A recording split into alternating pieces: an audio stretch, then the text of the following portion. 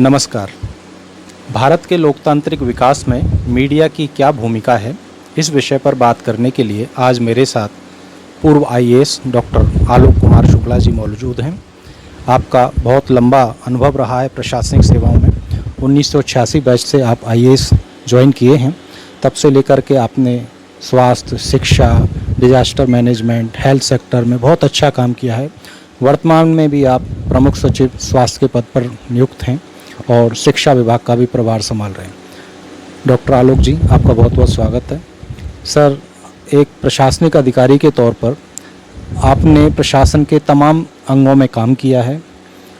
कई सेक्टर ऐसे हैं, खासकर शिक्षा और स्वास्थ्य, डिजास्टर मैनेजमेंट, इलेक्शन और लोकतंत्र, इनमें आपने बहुत अच्छा और लंबे समय तक काम किया है।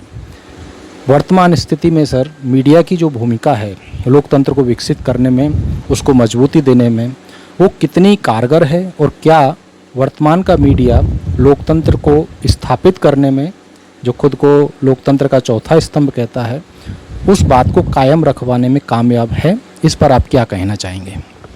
देखिए, आपने बहुत ब्रॉड क्वेश्चन पूछा है। तो मीडिया, एक तो आजकल मीडिया का बहुत अलग अलग अर्थ है।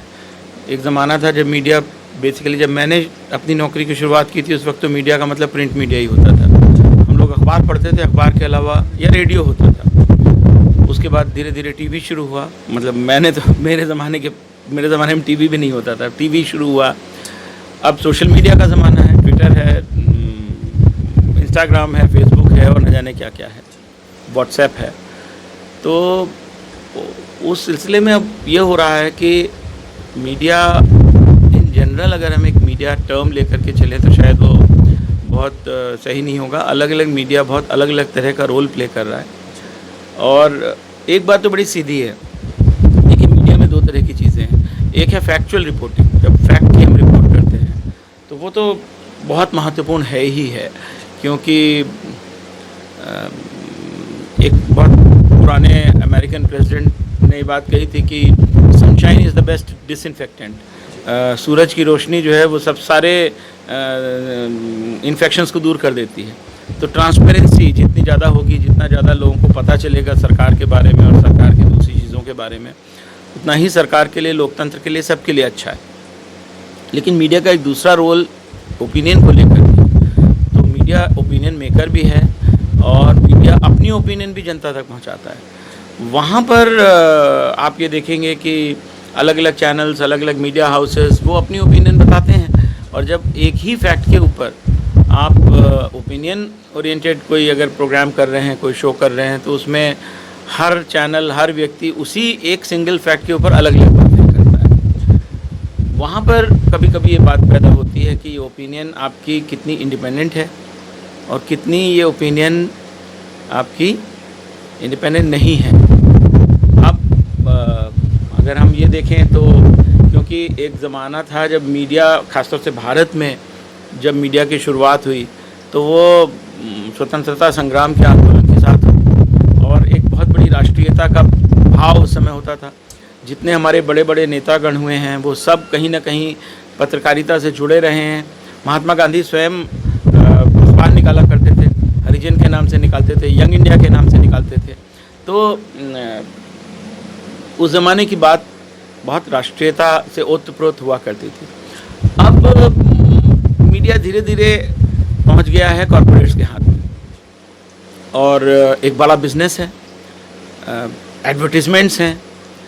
और बड़ी सीधी सी बात है कि जब आपको कोई पैसे देता है तो ये उम्मीद करता है कि आप वो काम करेंगे जो पैसे देने वाला आपसे करा रहा है। तो इसलिए आज के ज़माने में पेड न्यूज़ का भी एक बहुत बड़ा रोल हो गया है, जिसको आप पत्रकार की हैसियत से जानते होंगे।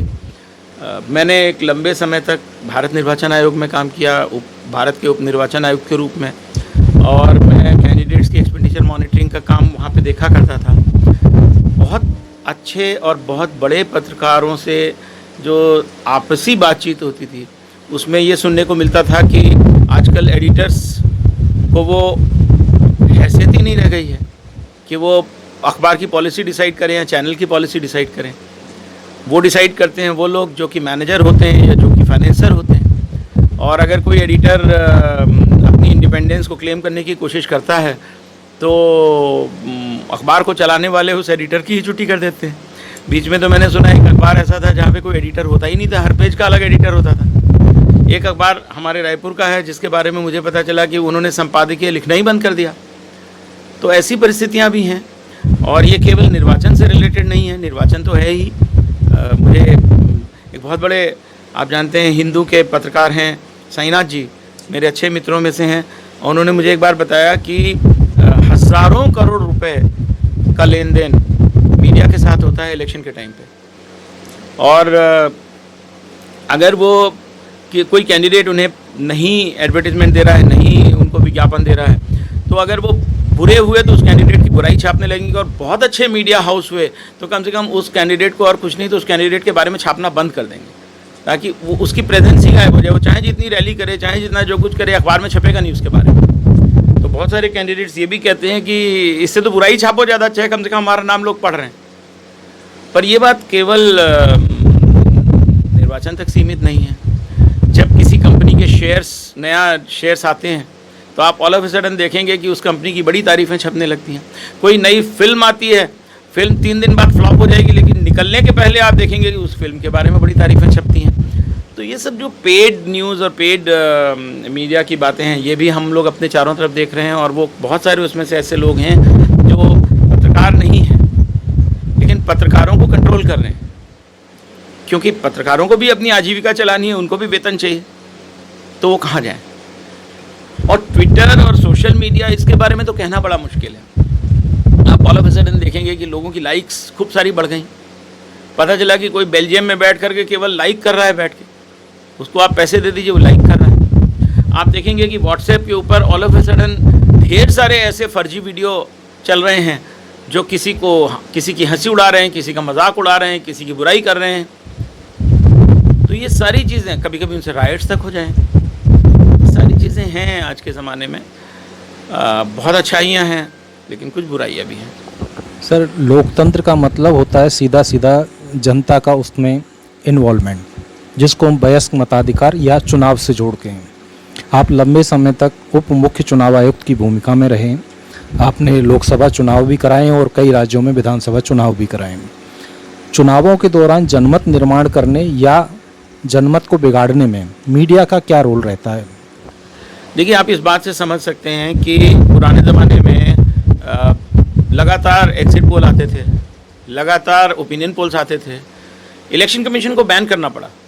उन्होंने कहा कि जब तक कि अंतिम मत नहीं पड़ जाएगा, लास्ट डे ऑफ पोलिंग, अगर मान लीजिए मल्टीपल फेज़ में पोलिंग हो रही है, तो जब तक अंतिम फेज़ का अंतिम मत नहीं पड़ जाएगा तब तक आप अपने ओपिनियन पोल नहीं करेंगे।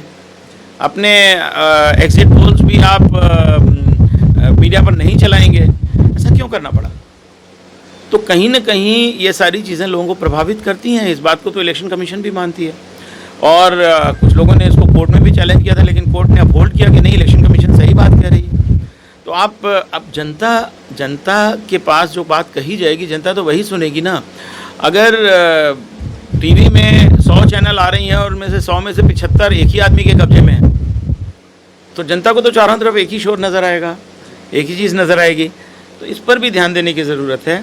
और दूसरी चीज़, जो मीडिया पे खर्चा हो रहा है, क्योंकि मीडिया फ्री नहीं है। मीडिया इस समय $multi-million की इंडस्ट्री है, फ्री नहीं है। अगर हम ये कहें कि मीडिया कम्प्लीटली फ्री माने, मैं इंडिपेंडेंस की बात नहीं कर रहा हूँ, फ्री माने मैं धन की बात कर रहा हूँ। आपको एक टीवी चैनल शुरू करना है, आपको कितने करोड़ रुपए लगेंगे? आपको एक अखबार शुरू करना है, आपको कितने करोड़ रुपए लगेंगे? तो वो पैसा कहाँ से आएगा? और वो पैसा जो देने वाला है वो आपको फ्री नहीं दे रहा है, वो बदले में कुछ चाहता है। और अगर आप वो चीज़ उसको नहीं देंगे तो वो करेगा नहीं। तो इसलिए इलेक्शन पर एक बहुत बड़ा इसका इफेक्ट होता है, बहुत बड़ा इम्पैक्ट होता है। हमारे कानूनों में थोड़ी सी दिक्कत है। जैसे उदाहरण के लिए अपर लिमिट सीलिंग लगी हुई है कि आप लोकसभा के चुनाव में केवल इतना ही खर्च कर सकते हैं कैंडिडेट के रूप में, या विधानसभा के चुनाव में केवल इतना खर्च कर सकते हैं। लेकिन अगर पार्टी खर्चा करती है तो उस पर कोई सीलिंग नहीं। अगर आप एक निर्दलीय उम्मीदवार के नाते आप चुनाव लड़ रहे हैं तो आपके ऊपर सीलिंग है। लेकिन अगर आप किसी खास पार्टी से चुनाव लड़ रहे हैं तो आपके ऊपर सीलिंग है, लेकिन पार्टी पे सीलिंग नहीं है, तो अल्टीमेटली पार्टी तो आप ही का प्रचार कर रही है। तो अब बड़ी सीधी सी बात है कि जिस पार्टी को, जो पार्टी पावर में है, मैं किसी पर्टिकुलर पार्टी की बात नहीं कह रहा हूँ, आप पिछले 25 साल का इतिहास निकाल के देख लें और पुराना इतिहास निकाल के देख लें, पार्टीज के अकाउंट्स इलेक्शन कमीशन की वेबसाइट पर होते हैं। आप देख लीजिएगा कि किस पार्टी को चंदा मिलता है। जो पार्टी जिस समय पावर में होगी, जिस राज्य में, उसको वहाँ पर चंदा मिलेगा, और जो पार्टी नेशनल लेवल पे पावर में होगी उसको वहाँ चंदा मिलेगा। ये तो बड़ी सीधी सी बात है। आपको एक बड़ी इंटरेस्टिंग चीज़ बताता हूँ। एक कानून है हमारे देश में जिसमें कहा गया कि विदेशी चंदा नहीं ले सकते आप। कोई पार्टी, कोई कैंडिडेट विदेश से चंदा नहीं ले सकता। इलेक्शन कमीशन में था और हम लोगों को पता चला कि लगभग सभी पार्टियां विदेशों से चंदा ले रही हैं। और हम लोगों ने उसके बाद इनकम टैक्स डिपार्टमेंट और सारे जितने भी सरकार के विभाग हैं उनको पत्र लिखा कि भाई ये तो विदेश से चंदा ले रहे हैं, तो गैर कानूनी चीज़ है, इस पर कार्रवाई होनी चाहिए। तो लोकसभा में बिल लाया गया जिसको सभी पार्टीज ने यूनैनिमसली सपोर्ट किया, और बिना किसी चर्चा के वो बिल पास हो गया कि नहीं, पॉलिटिकल पार्टीज के लिए विदेश से चंदा लेना अलाउड है। और मजे की बात यह है कि हम लोगों ने क्योंकि ये बात कही थी कि अगर ये बिल पास भी हो जाता है तो ये प्रोस्पेक्टिव होगा, जिन्होंने पहले चंदा ले रखा है उन पर तो कोई कार्रवाई हो। तो उस बिल को उन्होंने रिट्रोस्पेक्टिव इफेक्ट से पास किया है बिना चर्चा के। और आपने देखा होगा वो association of democratic reforms, ADR, बहुत बड़ा NGO है जो कि ये काम करता रहता है। आप उनकी वेबसाइट पर देख लीजिए किसको कहाँ से कितने पैसे आते हैं और कैसे आते हैं और उस पैसे का क्या उपयोग होता है, ये तो सबको पता है। इट्स ओपन सीक्रेट सब। जैसे अभी इलेक्ट्रल बॉन्ड जो चले हैं उनका आप हिसाब किताब नहीं ले सकते। इलेक्ट्रल बॉन्ड, मैं तो व्यक्तिगत रूप से उसके बहुत ही विरोध में हूँ, क्योंकि वो कम्प्लीटली आपको दो से बातें हैं। एक तो ये कि जो चंदा देने वाला है उसको सारा इनकम टैक्स रिलीफ मिल रहा है, क्योंकि वो बॉन्ड के रूप में दे रहा है। लेकिन उसने किसको दिया ये जनता का कोई व्यक्ति पता नहीं कर सकता। आप कह रहे हैं कि प्रजातंत्र में जनता सबसे महत्वपूर्ण है, तो जनता को ये जानने का हक होना चाहिए ना कि किसने किसको चंदा दिया। मैं तो ये मानता हूँ American system is far better than Indian system. American system में कोई सीमा नहीं है कि आप कितना खर्चा करेंगे, आप जितना खर्चा करना चाहें कर सकते हैं। लेकिन ट्रांसपेरेंट सिस्टम है, किसने किसको चंदा दिया ये दिखता है एवरीबडी। कि प्रेसिडेंट का चुनाव अगर कोई लड़ रहा है अमेरिका में, तो किस इंडस्ट्रियलिस्ट ने, किस बिजनेसमैन ने, किस व्यक्ति ने उनको चंदा दिया और कितना चंदा दिया, ये एकदम स्पष्ट साफ दिखाई पड़ता है। तो आपके पॉलिटिकल इंक्लिनेशंस, आप जो चुनाव के बाद में जो फैसले लेते हैं वो फैसले आप किसको लाभ पहुंचाने के ले रहे हैं, ये कम से कम जनता के सामने तो रहेगा। सीमा लगाने से क्या फ़ायदा, वो सीमा तो पार्टी में तो है ही नहीं वो सीमा। क्या बोले सर, आपका स्वास्थ्य के क्षेत्र में बहुत लंबा अनुभव रहा है और आप ही के कार्यकाल के दौरान जो आज आशा वर्कर के रूप में लोग जानते हैं, जो हेल्थ वॉलंटियर्स कहलाते थे, उनका आप ही ने एक तरह से शुरुआत की है जो पूरे देश भर में आज फैला हुआ है। उन आशा वर्कर्स को उनका हक दिलाने में और मौजूदा जो पिछले 1.5 साल से हम कोरोना जैसी महामारी से जूझ रहे हैं, ऐसी तमाम जो अन्य बीमारियां आई हैं उनके प्रति लोगों को जागरूक करने में, लोगों को सही जानकारी पहुंचाने में, सचेत करने में मीडिया की क्या भूमिका देखते हैं आप? इसमें भी दो बातें हैं। एक तो मीडिया की बहुत, मुझे लगता है कि इन चीज़ों में जो सामाजिक क्षेत्र की चीज़ें हैं उनमें आमतौर पर मैंने ये देखा है कि मीडिया की बड़ी ही एकदम पॉजिटिव भूमिका हमेशा रहती है। अच्छी बातें मीडिया से हमेशा हमें मिलती हैं और जो अच्छी चीज़ें आमतौर पर मैंने देखा है मीडिया उसको प्रमोट करती है। लेकिन कभी कभी क्या होता है कि हमें जानकारी नहीं और हम यहाँ वहाँ से सुनी हुई अफवाहों को सच मानकर उसका स्वयं प्रचार करने लग जाते हैं और उसके कारण कभी कभी बड़ी बड़ी भ्रांतियाँ उत्पन्न हो जाती हैं। मैं आपको एक दो उदाहरण अभी के हाल में दे रहा हूँ। जैसे म्यूकरमाइकोसिस की हम बात करें, ब्लैक फंगस। अब ब्लैक फंगस को लेकर के इतना बड़ा हंगामा मचा हुआ है, बड़ी महामारी आ गई, न जाने कितने लोग मर जाएंगे, न जाने क्या हो जाएगा। पर वास्तव में ऐसा होगा क्या कि हम लोगों को डरा रहे हैं?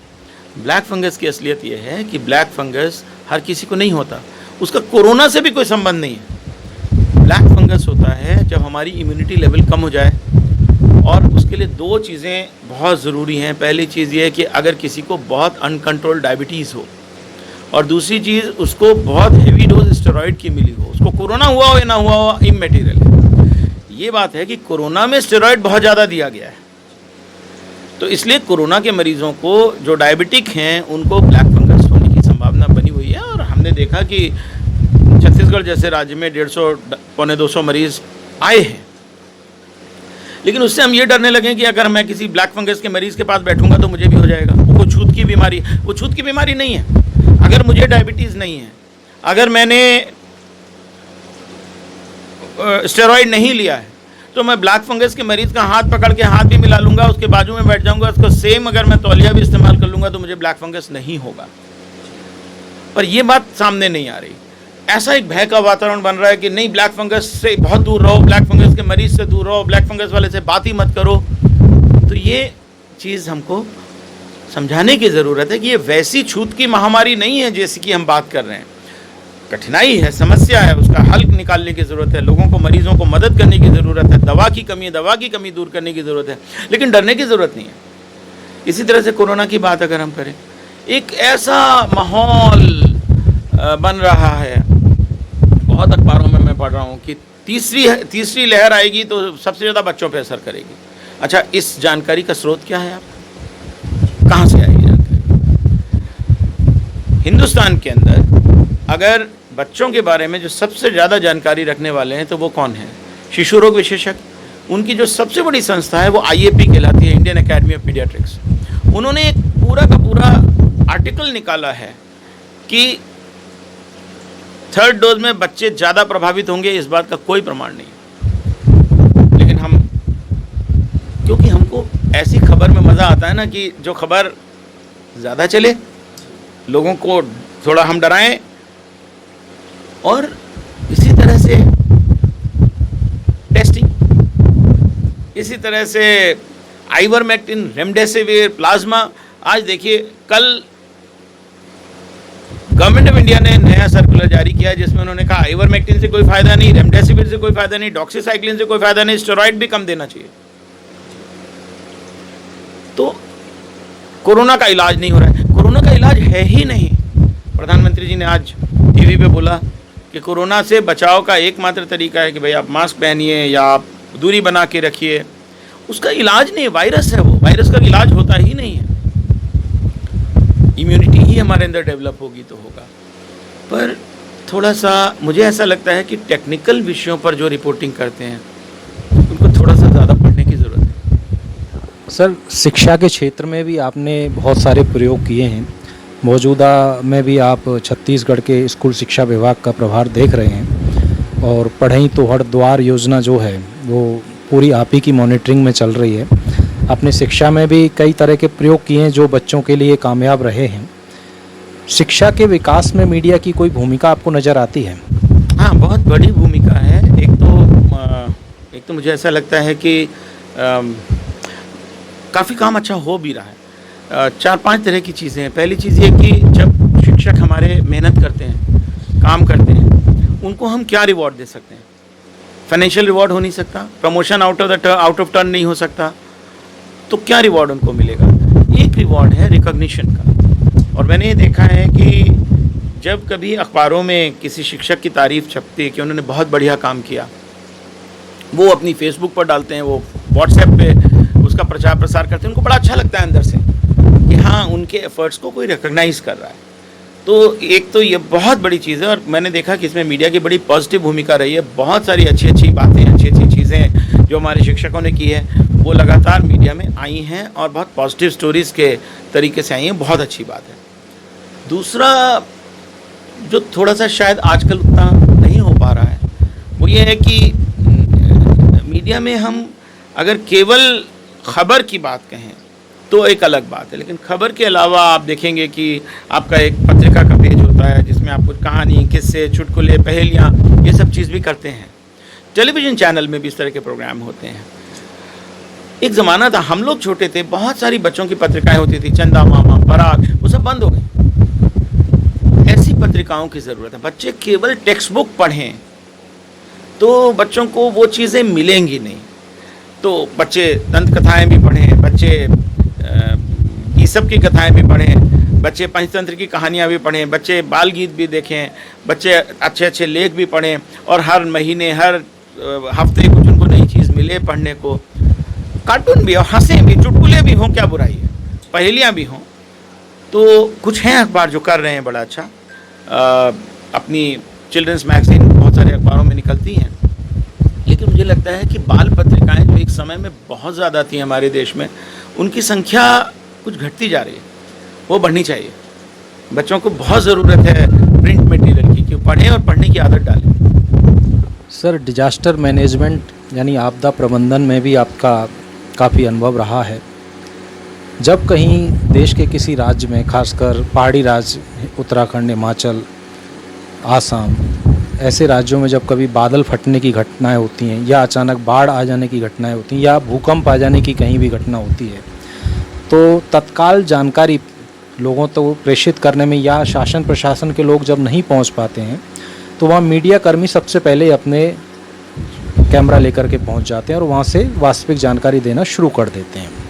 तो ऐसे समय जब आपदा प्रबंधन की स्थिति या किसी आपातकाल जैसी स्थिति देश के सामने खड़ी होती है, तो उस वक्त मीडिया की भूमिका को आप कैसे आंकते हैं? बहुत बहुत बहुत ज़रूरी और महत्वपूर्ण भूमिका है, और आज के ज़माने में तो मुझे लगता है कि सबसे बड़ी इसमें मीडिया ही भूमिका निभाता है, क्योंकि सभी अखबारों के, सभी टीवी चैनल के लोग आजकल गांव-गांव में, दूर-दूर तक हैं, और कम्युनिकेशन इतना अच्छा हो गया है कि आपने अपने मोबाइल पर ही कुछ शूट कर लिया और आपने मोबाइल पर ही भेज दिया और वो टीवी चैनल में चल गया। तो इसके पहले कि दूसरों को पता चले, मीडिया के माध्यम से बहुत सारी चीज़ें मालूम पड़ती हैं, और उससे फिर वहाँ पे मदद पहुँचाने में भी सहूलियत मिलती है। तो मुझे लगता है बहुत बड़ी चीज़ है। उसके अलावा क्योंकि आजकल वेदर फोरकास्टिंग भी बहुत अच्छी हो गई है, तो वो जो वेदर फोरकास्टिंग है उससे हम आपने देखा होगा टीवी चैनल में बहुत सारी चीज़ें पहले से बता दी जाती हैं। तूफान आने की संभावना है तो मछुआरे आज ना जाएं, आप अपनी नाव लेके मत जाइए बाहर, इवैक्यूएट कर देते हैं, बाढ़ आने वाली है तो वहाँ से लोगों को हटा दिया, कहीं कैंप में रख दिया। तो ऐसी बहुत सारी चीज़ें क्योंकि पहले से हो जाती हैं पता, और मीडिया के माध्यम से, अखबारों और टेलीविज़न चैनल के माध्यम से, रेडियो के माध्यम से लोगों तक पहुँच जाती हैं, तो लोग अपना बचाव भी कर पाते हैं। बहुत अच्छी बात है। वर्ष 2009 एक ऐसा दौर था जब भारत में या कहीं पूरी दुनिया में ही सोशल मीडिया का आगमन हुआ था, और पहली बार हिंदुस्तान में स्मार्टफ़ोन की लॉन्चिंग हुई थी। उस समय एक दौर ऐसा चला था जो मनमोहन सिंह सरकार का दूसरा कार्यकाल था, जब मीडिया में तमाम तरह के स्कैंडल्स और महंगाई, बेरोज़गारी और इस तरह की बातों के मुद्दे छाए रहते थे। हमने देखा ये मुद्दे लगातार 2013 के इलेक्शन तक चलते रहे, और 2014 में जब इलेक्शन हुआ तो बड़ी तेज़ी के साथ और व्यापक रूप से एक व्यवस्था परिवर्तन हुआ। उसमें सोशल मीडिया ने एक प्रमुख भूमिका निभाई, ऐसा सभी मानते हैं। लेकिन मुख्य धारा की मीडिया भी उस वक्त मौजूद थी, और उसी दौरान पेड न्यूज़ जैसी प्रवृत्तियां मीडिया के अंदर आईं, और पैसे लेकर के खबरें छापना या पैसे लेकर के खबरें रोकने जैसे आरोप मीडिया पर लगे थे। इस व्यवस्था परिवर्तन में आप मुख्य धारा की मीडिया और सोशल मीडिया को, दोनों को अगर पैरेलल रखें, तो आप क्या सकारात्मक देखते हैं और क्या नकारात्मक देखते हैं? देखिए, मैं ये सच बात बताऊं आपको, मैं आज तक समझ नहीं पाया हूं कि ये सब होता कैसे है। सोशल मीडिया तो बहुत बाद में आया, जैसे आपने कहा, लेकिन भारत में खबर फैलती कैसे है? मध्य प्रदेश में, जैसे यहाँ पर छत्तीसगढ़ में संवाद है, मध्य प्रदेश में सरकारी मीडिया का काम देखने का काम मध्य प्रदेश माध्यम करता था, और एक अब रहे नहीं, वो बड़े बहुत ही अच्छे थे जो वहाँ पे काम देखते थे, जॉइंट डायरेक्टर थे संजीव दत्त, उनकी मृत्यु हो गई। उनके साथ बैठ के, उस समय मैं हेल्थ में काम करता था, तो उनके साथ बैठ के हम लोग बहुत सारी चीज़ें करते थे कि पॉलिटिकल नहीं, कि हम हेल्थ का मैसेज कैसे पहुँचाएँ लोगों तक, कि भाई अगर हम ये कह रहे हैं कि आपको नमक चीनी का घोल पी लेना है और उससे आप ठीक हो जाएंगे, तो क्यों नहीं इतना सिंपल सा मैसेज हम पहुँचा पाते। तो संजीव ने एक बड़ी इंटरेस्टिंग सी बात कही थी मुझसे कि आप ये बताओ कि भारत में एक जगह से खबर निकलती है कि गणेश भगवान दूध पी रहे हैं, किसी टीवी चैनल पे नहीं आता, किसी अखबार में नहीं आता। और उस वक्त जबकि मैं बात कर रहा हूँ उस समय तो सोशल मीडिया था ही नहीं। तो देश के एक कोने से दूसरे कोने तक एक दिन के भीतर, आज शुरू हुआ और कल सुबह तक सब जगह गणेश जी कैसे दूध पीने लग जाते हैं। ये कैसे होता है? ये कैसे फैलती है खबर? ये क्या होता है इसमें? व्हाट इज़ दी, ये कैसे होता है? और पुरानी बात कर लीजिए, 1857 में रोटी और कमल भेज के एक इतना बड़ा राष्ट्रीय आंदोलन बंगाल से लेकर के और पंजाब तक कैसे फैला? कोई मीडिया नहीं था, कोई टीवी नहीं था, कोई अखबार नहीं थे। गांव-गांव में बस्तर का भूमकाल प्रसिद्ध है, तो कैसे फैला? बस्तर में पूरा का पूरा भूमकाल, अंग्रेजों के खिलाफ इतना बड़ा आंदोलन ट्राइबल्स ने किया, बिना पढ़े लिखे। गांव से गांव, गांव से गांव, गांव से गांव, कैसे फैलती है बात हमारी? तो मुझे ऐसा लगता है कि जो हमारा फॉर्मल मीडिया है, उसमें मैं सोशल मीडिया को भी शामिल कर रहा हूँ। सोशल मीडिया भी मोरलेस आजकल फॉर्मल सा हो गया है। वो अपनी ताकत को बहुत ज़्यादा आंक रहा है।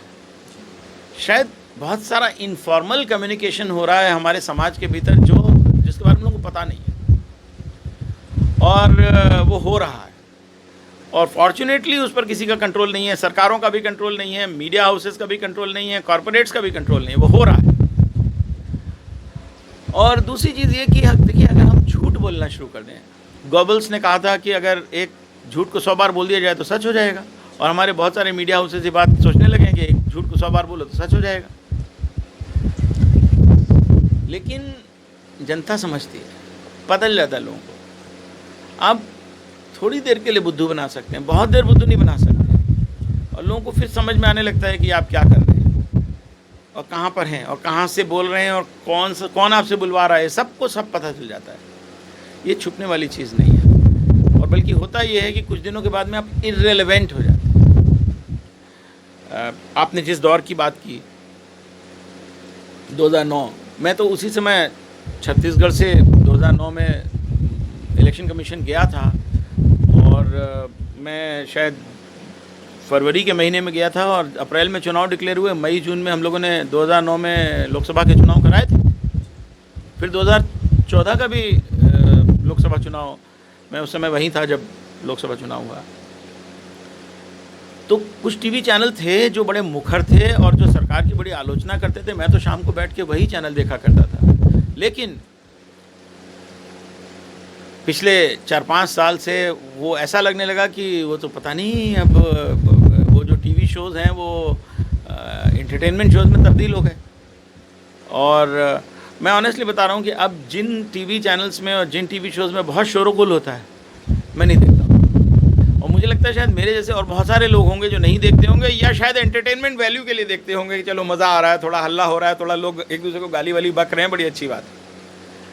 तो लोग उस चीज़ के पीछे पहुंच जाते हैं। और दुष्यंत कुमार का एक शेर है बड़ा पुराना। दुष्यंत जी तो बड़े प्रगतिशील कवि थे और इंदिरा गांधी के खिलाफ लिखते थे।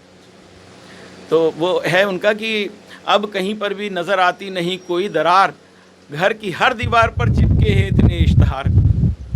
अगर न्यूज़ भी इश्तहार हो जाए तो इश्तहार ही है, वो हो गया। सर, मीडिया के सैद्धांतिक और व्यावहारिक 2 पक्ष होते हैं। स्कूल कॉलेजों में पढ़ाया जाता है कि मीडिया का काम सूचना देना, शिक्षित करना और मनोरंजन करना है। व्यावहारिक तौर पर कहा जाता है कि मीडिया का काम जो घटित हो रहा है समाज में उसको हूबहू सामने रखना। दूसरा, जनता के अंदर जो वांछनीय भावनाएं हैं जो दबी हुई हैं उनको उजागर करना। और शासन प्रशासन के कहीं निरंकुशता का वास जहां हो रहा है उसको, उन दोषों को निर्ममतापूर्वक जनता के सामने लाना। इन सैद्धांतिक और व्यावहारिक बातों पर जब हम गौर करें, आपको लगता है कि मीडिया जनता को मुद्दों को समझने की शक्ति, उनके अंदर विचारशीलता पैदा करने की शक्ति, किसी चीज़ के प्रति कोई भावना बनाने या कोई निर्णय निर्माण की कोई शक्ति प्रदान कर पा रहा है? अगर हम बात करें तो मुझे लगता है कि वर्नाकुलर मीडिया आज भी बहुत अच्छा काम कर रहा है। क्योंकि उनके ऊपर फॉर्चुनेटली उतना ज़्यादा पूंजीपतियों का कंट्रोल है नहीं। छोटे छोटे अखबार हैं, अपना निकालते हैं और कुछ 100 कॉपी बांटी और उनका काम चल जाता है। तो वो फिर भी काफ़ी इंडिपेंडेंटली काम कर रहे हैं। लेकिन जो सो कॉल्ड नेशनल मीडिया है, मुझे नहीं मालूम उनकी रीडरशिप कितनी है और कितने लोग वास्तव में उसको पढ़ रहे हैं और कितने लोग समोसे की पुड़िया बना के उसको बेच रहे हैं, वो मुझे नहीं पता। लेकिन वो तो देखिए क्या है कि हम उस मीडिया की बात कर रहे हैं जो मीडिया कंट्रोल कर रहा है। लेकिन जिस मीडिया को मीडिया कंट्रोल ही नहीं कर रहा है, जिसको आदर्शवादी एडिटर कंट्रोल नहीं कर रहे हैं, जिन आदर्शवादी एडिटर्स को इस्तीफ़ा देना पड़ रहा है अपने पद से क्योंकि वो अपने आदर्शवाद पे कायम रहना चाहते हैं, फिर उस मीडिया में मैं क्या बात कहूँ। वो तो है।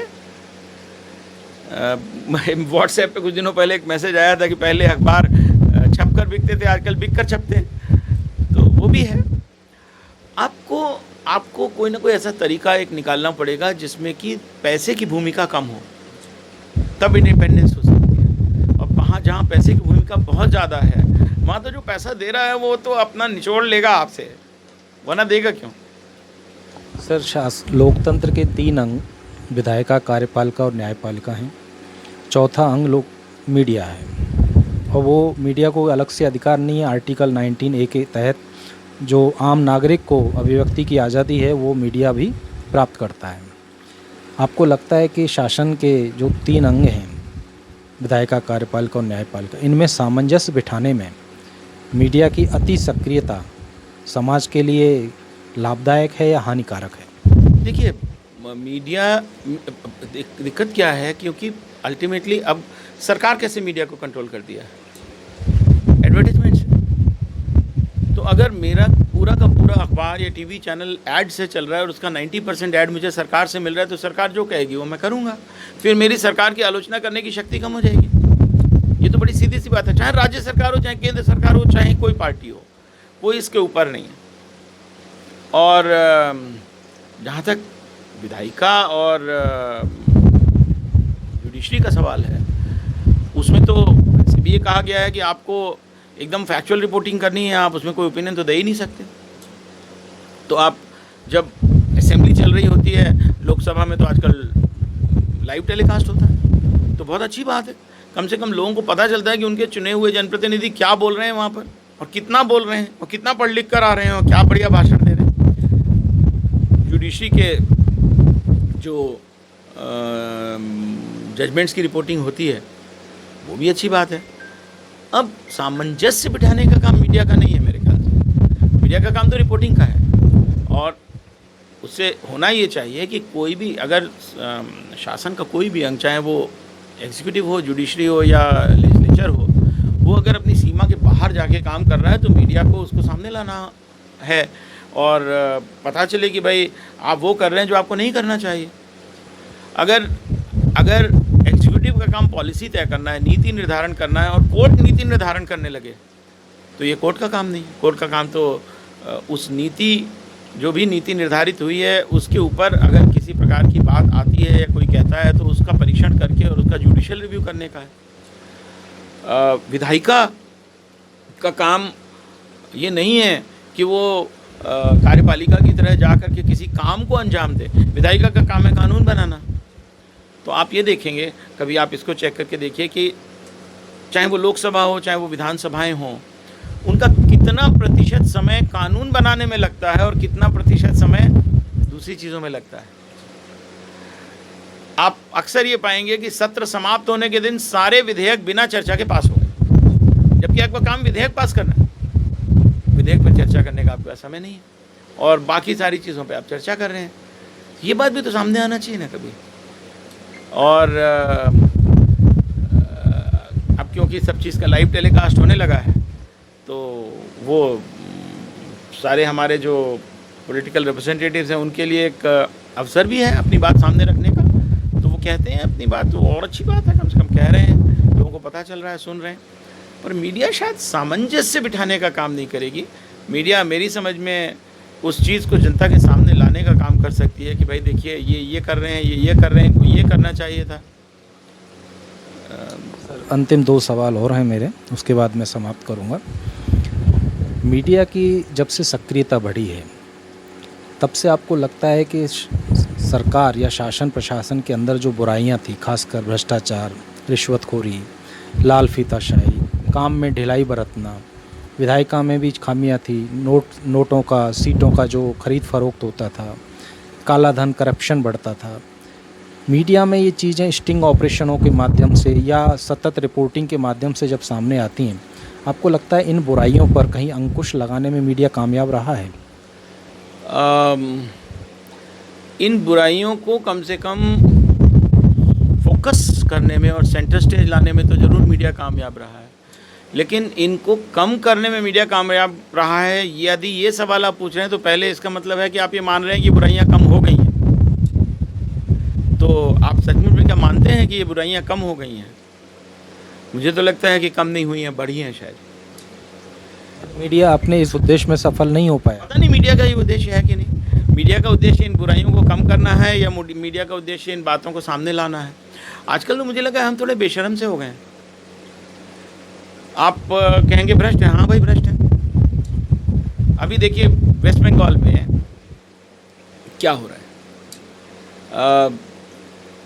जो एक पर्टिकुलर पार्टी को ज्वाइन कर लिए वो भ्रष्ट नहीं है, जिन्होंने उन पार्टी को ज्वाइन नहीं किया वो भ्रष्ट हैं। उस पर टीवी चैनल पर डिबेट हो रही है, अंतर क्या पड़ रहा है?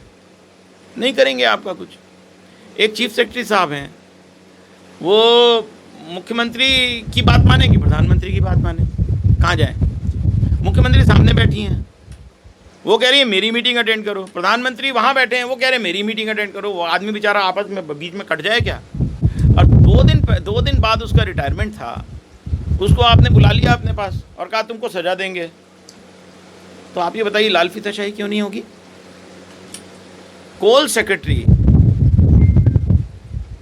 और मैं ये जानता हूँ कि मिस्टर गुप्ता जो कोल सेक्रेटरी हैं उनसे ज़्यादा ईमानदार कोई दूसरा ब्यूरोक्रेट है नहीं, लेकिन सारे कोल स्कैम में गुप्ता साहब बेचारे, उनके पास एक मारुति 800 कार है और रात दिन दिल्ली 30,000 अदालत के सामने बेचारे बेंच पे बैठे रहते हैं।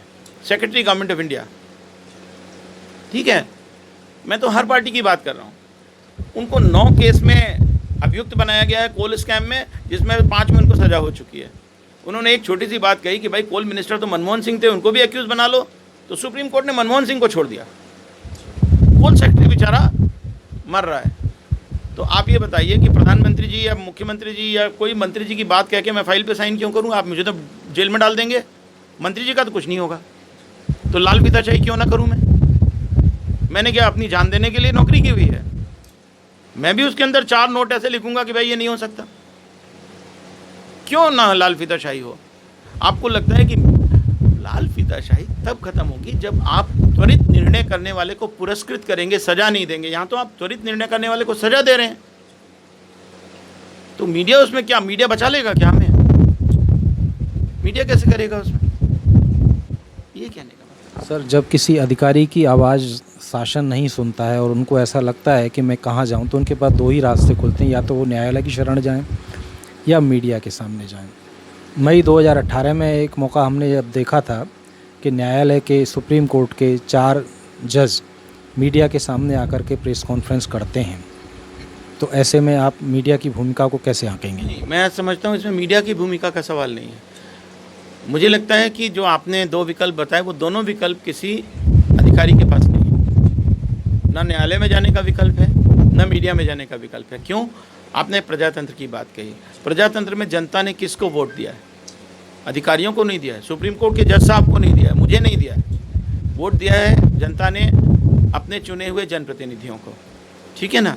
और बड़ी पुरानी कहावत है कि a country gets the government it deserves. अगर जनता किसी को चुन के भेज रही है तो जनता ने उसको चुन के भेजा है, अब भोगो 5 साल। क्यों चुना आपने ऐसे व्यक्ति को?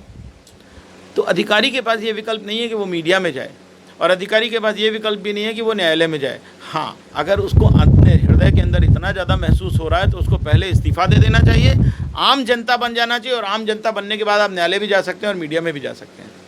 लेकिन ये नहीं संभव है कि मैं नौकरी अपनी करता रहूँगा, वेतन अपना मैं सरकार के मद से लेता रहूँगा और उसके बाद मैं मीडिया में जाके सरकार की बुराई करूँगा। ये ठीक नहीं, ये नहीं कर सकते आप। सर, बीते दिनों हमने देखा कि अभी मौजूदा प्रधानमंत्री नरेंद्र मोदी की सरकार सोशल मीडिया के कंधों पर सवार होकर के दूसरी बार सत्ता में आई, और जब से ये किसान आंदोलन या कोरोना महामारी शुरू हुई तब से एक तरह से मुख्यधारा की मीडिया में भी और सोशल मीडिया में भी उस सरकार के प्रति कहीं ना कहीं कई तरह के राग द्वेष दिखाई दे रहे हैं। तो इन बातों से नाराज़ होकर कहें या ऐसा लगे कि सरकार को कोई डर लगने लगा तो उन्होंने मीडिया पर प्रतिबंध लगाने के लिए नया कानून लगाने की तैयारी कर दी है। उसके प्रति हवाला राष्ट्रहित या देश प्रेम को बताया गया है कि राष्ट्रहित सर्वोपरि है। और दूसरी तरफ एक आरोप ये भी लगता है कि मीडिया पक्षपाती हो गया है, वो या तो इस विचारधारा या उस दल के प्रति समर्पित हो गया है। ऐसी स्थिति में भारतीय लोकतंत्र की वर्तमान स्थिति आप क्या देखते हैं और मीडिया में भविष्य के लिए क्या सुधार चाहते हैं? देखिए, मुझे तो ऐसा लगता है कि ये सारी बातें बिल्कुल ही इरेलेवेंट है। मतलब ये माननीय प्रधानमंत्री जी नरेंद्र मोदी जी की सरकार ने किया या पुरानी सरकार ने किया या किस सरकार ने किया, उससे कोई फ़र्क नहीं पड़ता। कोई भी सरकार कहीं पर भी, चाहे जितना बड़ा कोई डिक्टेटर हो, और ये यहाँ तो हमारे यहाँ तो भारत में लोकतंत्र है, लेकिन कहीं पे भी कोई भी कितना बड़ा डिक्टेटर हो, जनता की आवाज़ को लंबे समय तक दबा सकता ही नहीं। हिटलर ने नहीं दबा पाई, फासिस्ट ने नहीं दबा पाई, राजाओं ने नहीं दबा पाई, अंग्रेज़ों ने नहीं दबा पाई, तो कोई क्या दबाएगा? तो दबना तो संभव ही नहीं है। आप कोई कानून बना लीजिए, दुनिया में जितने कानून बने, डिफेंस ऑफ इंडिया रूल्स बनाए भारत सरकार ने, मीसा लगाया इंदिरा गांधी ने, आपातकाल घोषित किया इंदिरा गांधी ने, तो क्या हुआ? जनता ने उखाड़ फेंका। तो जो भी कोई ये सोचता है कि हम दबा लेंगे कानून से, वो देश की जनता को दबा नहीं सकता। और मीडिया को आप इमरजेंसी के टाइम पे सारे अखबारों पे सेंसरशिप थी और सारे जर्नलिस्ट को, सीनियर जर्नलिस्ट को उठा करके बंद कर दिया था। तो क्या हुआ? तो कहीं कहीं से यहाँ वहाँ से प्रस्फुटित होना शुरू हो गया। तो इसलिए जो भी कोई ऐसा सोचता है कि मैं दबा लूँगा, बंद कर दूँगा, सेंसरशिप लगा दूँगा, वो कर नहीं सकता।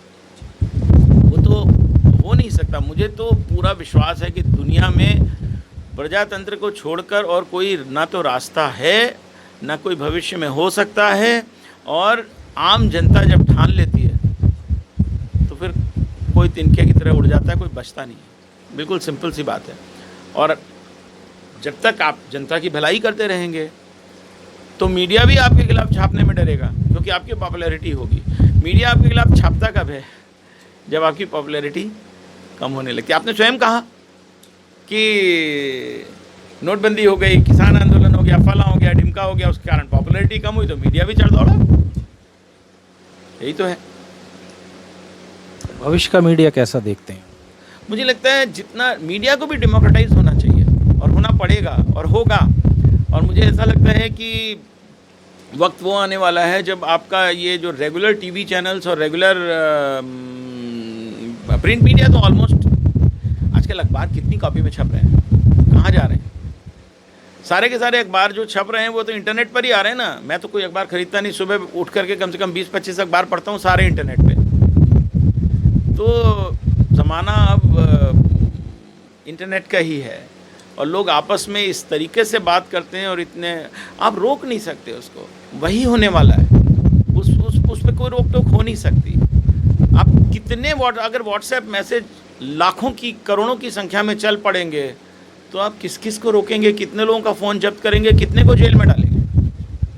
तो मुझे लगता है फ्यूचर तो यही है। कम्युनिकेशन पूरी तरह से बदलने वाला है और जितना कंट्रोल उस पर सरकार का कम होगा, जितना कंट्रोल उस पर कानून का कम होगा, जितना कंट्रोल उस पर मीडिया हाउसेस का कम होगा, उतना ही मीडिया डेमोक्रेटाइज होगा और बेहतर होगा। ऐसा मानना है मेरा। ये थे डॉक्टर आलोक कुमार शुक्ला जी, प्रमुख सचिव स्वास्थ्य छत्तीसगढ़ शासन। उन्होंने मीडिया और लोकतंत्र को लेकर के अपनी व्यापक राय हमारे सामने रखी। उन्होंने अपने अनुभवों से जो कुछ देखा है, समझा है, जाना है, वो हमें बताया है, जो हमारे शोध के लिए बहुत महत्वपूर्ण साबित होगा।